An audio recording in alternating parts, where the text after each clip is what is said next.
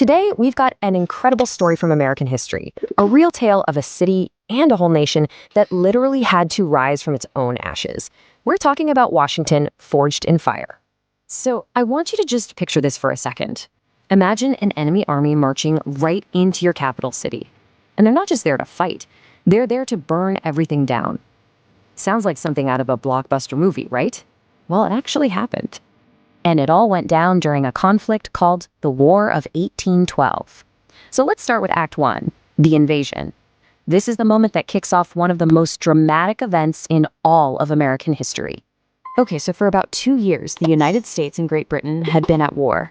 Then, in August of 1814, the British decided, you know what? Let's make a really bold move. They landed thousands of soldiers just a short march away from the American capital, a city that was honestly pretty young and not very well protected at all. You can just imagine the absolute panic. The news spread like wildfire through the streets of Washington. A powerful enemy army was on its way, and they had just crushed the local defenders. People were in a total frenzy.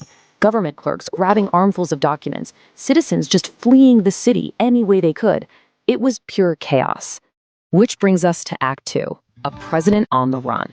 Right in the middle of all this mayhem was the leader of the country, President James Madison. See, this wasn't just an attack on a city, it was a direct threat to the US government, and Madison himself was target number one. And wow, was it a close call? First, a messenger gallops in with terrible news. The American defenses had totally collapsed. Madison had to get out, and he had to get out now. He fled the president's house with literally only hours to spare. For the next few days, the President of the United States was a fugitive in his own country, hiding out in small towns and forests while the enemy took over his capital.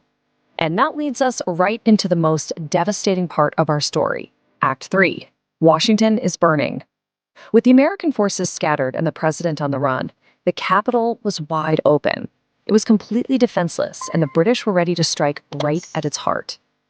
On the evening of August 24th, British troops marched straight into the city. Their goal? It wasn't just to occupy the place, it was to humiliate this young, upstart nation. So they began to systematically destroy the most important symbols of American democracy. And they chose their targets very, very carefully.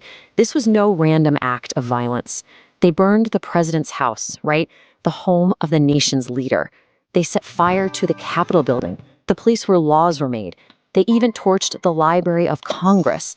This was a symbolic attack meant to wipe the US government right off the map. The next morning, the people who were left looked out on a truly horrifying scene. The sky was just thick with smoke. All these grand public buildings, things that were a source of so much national pride, were now just blackened, smoldering shells. The American capital was in ruins. And now, for Act 4, rising from the ashes. I mean, looking at all of that destruction, it would have been so easy to just give up, right? To say, well, this whole experiment failed. But the choice they made in these ashes, well, it would go on to define the future of the entire country. A huge debate broke out in Congress. One side was arguing that Washington was just too hard to defend. They wanted to pack everything up and move the capital somewhere safer, further inland. But the other side argued that running away would be a sign of defeat.